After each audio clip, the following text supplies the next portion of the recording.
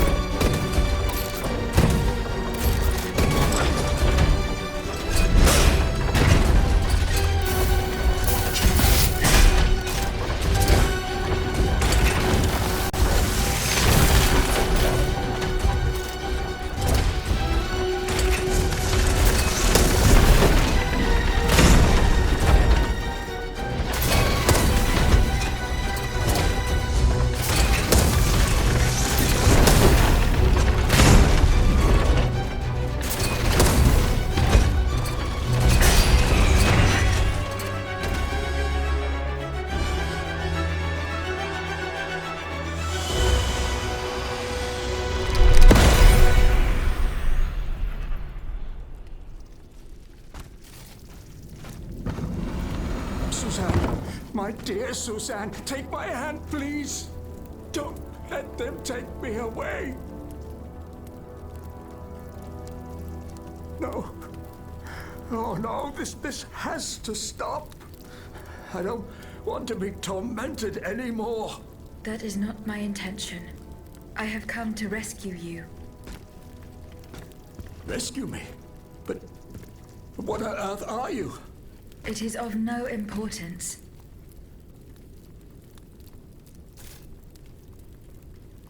What did you see and hear before you regained consciousness?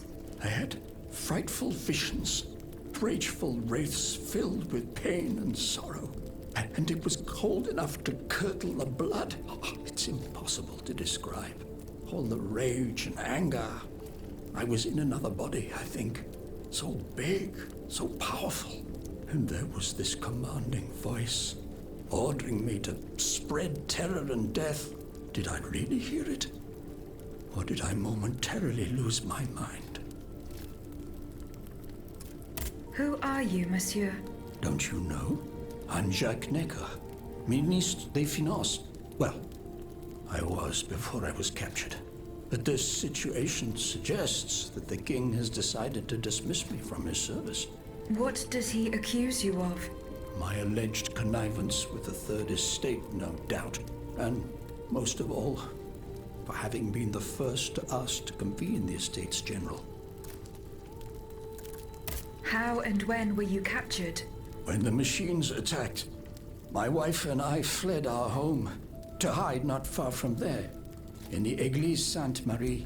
But we didn't stand a chance against the machines.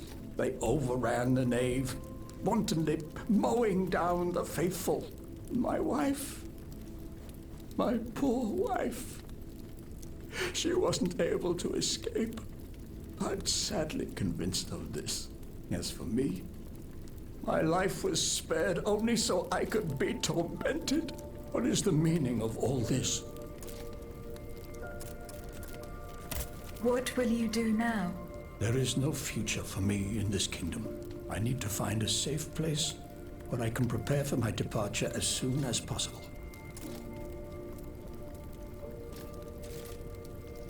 I will take you to the Cordelier convent. You will be safe there.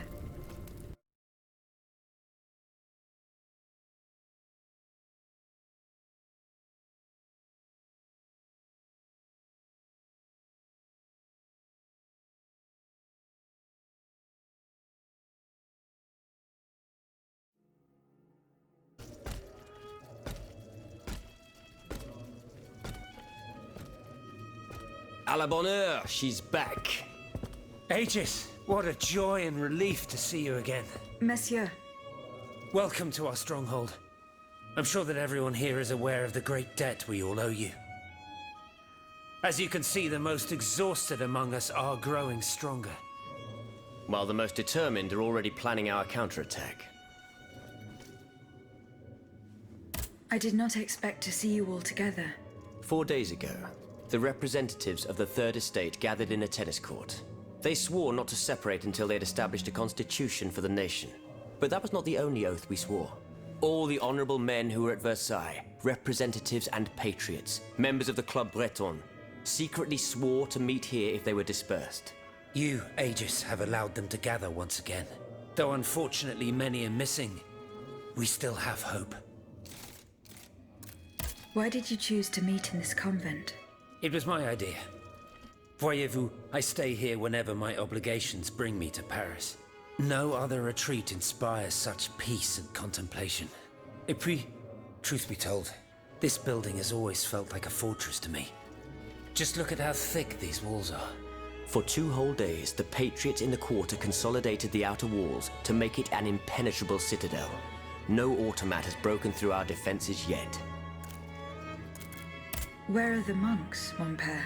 They are secluded in their quarters, praying for the salvation of the people of Paris. However, we bear no illusions. We are weak, we are divided. And we are unarmed. Without you, without your warrior strength, we have no chance of turning things around. You are sent by heaven above, Aegis. From now on, you may consider the Cordelia Convent your headquarters and a welcome refuge.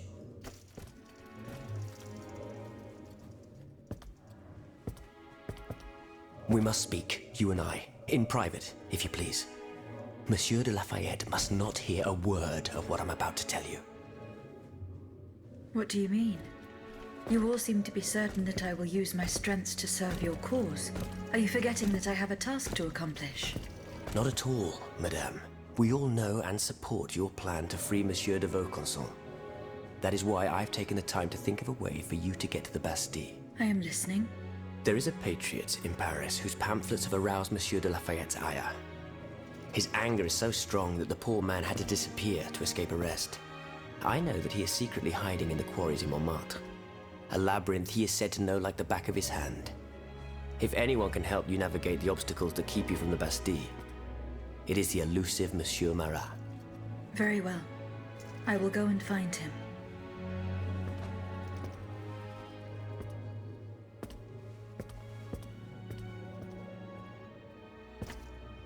Monsieur Necker. I owe you my life, madame.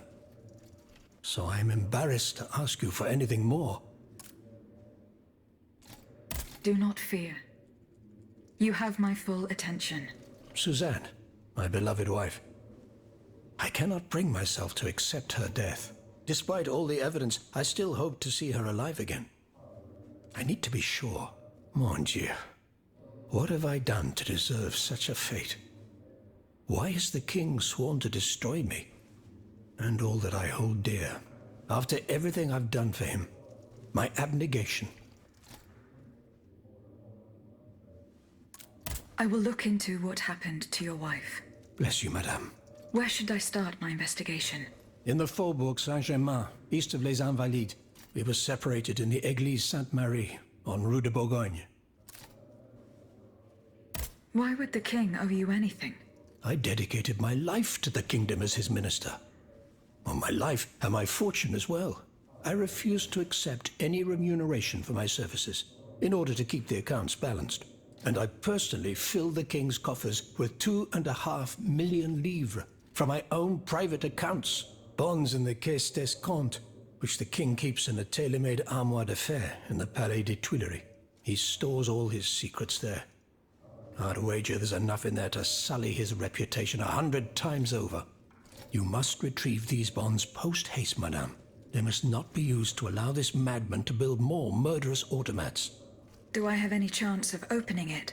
Don't even think about it, madame. Despite your incredible strength, that safe is said to be impenetrable.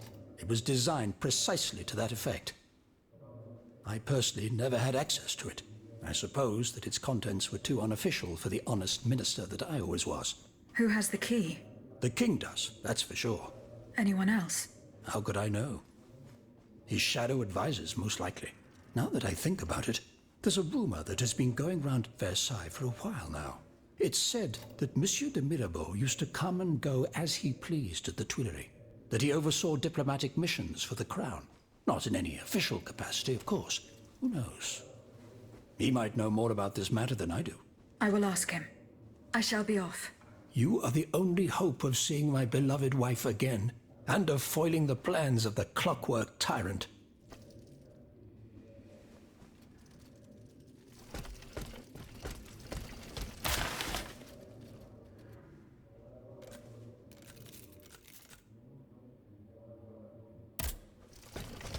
Aegis, a word, s'il vous plaît.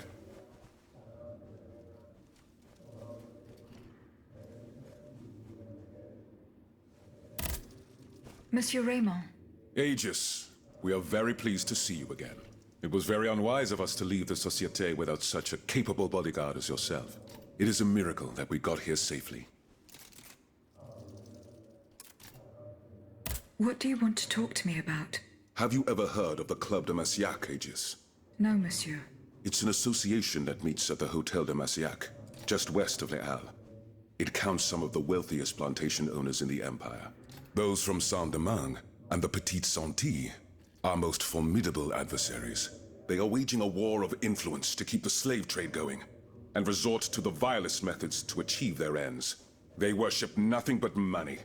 Their greed is matched only by their cruelty. Regrettably, my interests occasionally require me to suffer their company. 2 months ago, I was in Le Havre to settle some business with the Admiralty, when I overheard a conversation between 2 planters from Bastère. If they are to be believed, the Club de Marcillac is plotting to create sleepless slaves, des esclaves sans sommeil. Those were their exact words. It's hard to say what this could possibly mean, but I fear they plan to administer some foul drug to their slaves to force them to toil day and night, without rest. Our organization will not let these poor souls endure such a hell. Aegis, we must look into this. It is a matter of great urgency. You speak of greed, Monsieur Raymond. But could you enlighten us as to what makes you any different from the planters you condemn? What exactly do you accuse me of, Monsieur de Robespierre? S'il vous plaît, do tell. Do you not also exploit the labor of these poor souls yourself on your indigo plantation? I fight every minute of every day to improve their condition. No one would have the audacity to deny this. If that's the case, then why wait? Free them. You preach abolition, yet you continue to line your pockets at their expense. The truth is, you refuse to upend the established colonial order because your entire fortune depends on it. It's easy to criticize from atop Mount Olympus, Maximilian. You know nothing of the realities of Saint-Domingue.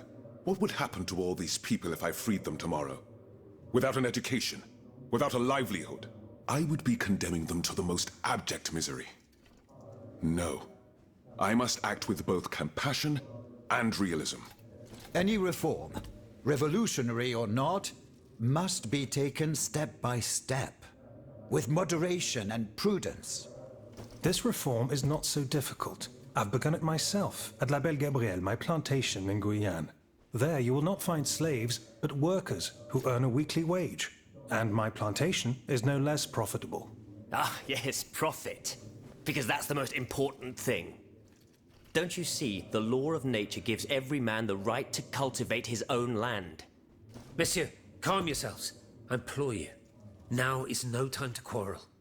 What Monsieur Raymond has related to us is extremely worrying.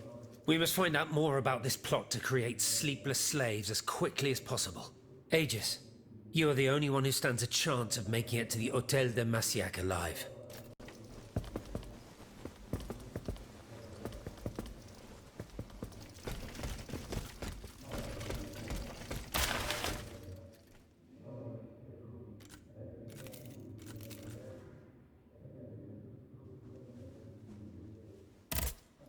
Eh bien. Do you come bearing news from Monsieur Marat? No, not yet. I have it on good authority that he is in the quarries in Montmartre. He's the only person who could show you a way to reach the Bastille. Don't forget. Is your plan to arm the populace going as planned? Oh, far from it, madame. The situation is hopeless. Even if they were armed and formed into battalions, the Patriots would not be able to fight. Why is that?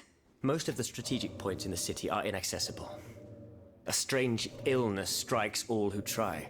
They are seized by an irrational fear, one so great that those who do not lose consciousness go mad or perish on the spot. This makes it impossible to do anything. Any attempt at an uprising is a fool's errand.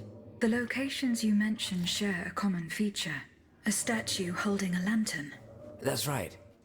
From what little I could make out, they appear to be depictions of a Vestal Virgin watching over the sacred fire. Une lanterne des morts! What do you mean, monsieur? Lanterns of the dead. Ancient stone pillars that are found near some cemeteries. Our ancestors kept a fire going on top of them. Today, no one knows what they were used for. A symbol of light triumphing over darkness, perhaps?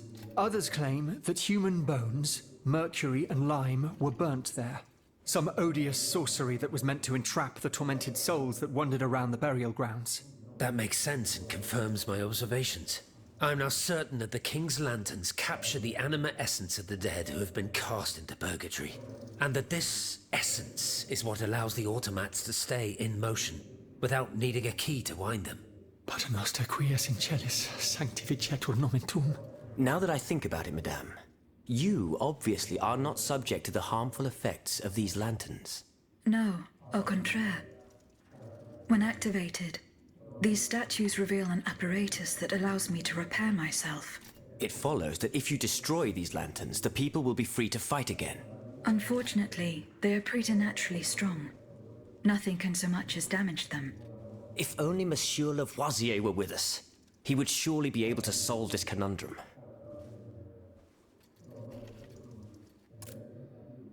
Were you present when the Estates General was dissolved? Oui, madame. I had a front row seat. I witnessed what it cost to defy the crown. We laid bare before the king the abject misery of his subjects. It was more than he could suffer. So he had the people's representatives dispersed by means of bayonets.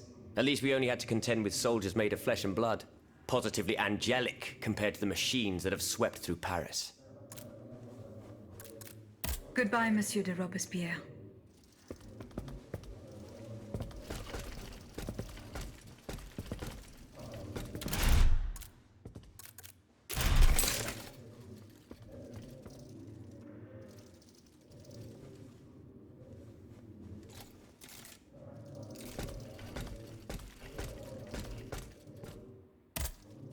Monsieur de Mirabeau. Have your efforts paid off? Minister Necker claims that you were a familiar face at the Tuileries Palace. That old story. Will it hound me until I have drawn my last breath? This, madame, is nothing but an unfounded rumor that I am trying in vain to dispel. To what do I owe the displeasure of having to defend myself once again? I must get hold of some documents that are kept in an armored safe in the King's chambers. What luck could resist your talents? Minister Necker said it was indestructible. Oh, I see. Well, let me think. Who could help you? After all, a lock is nothing more than a simple mechanism. Nothing that can resist the expertise of our dear Monsieur Bailly. Why don't you ask him for help? I'll be sure to do so. Now, who else might be of use? Oh, there's Monsieur Lavoisier as well, our gunpowder commissioner. I'm sure he'll have no trouble finding you something you can use to blow the door off that stubborn safe. Good. I will go and find him. Now, if you'll forgive me, I have an urgent matter to attend to. You are forgiven for everything. In that case, it has been a pleasure, madam.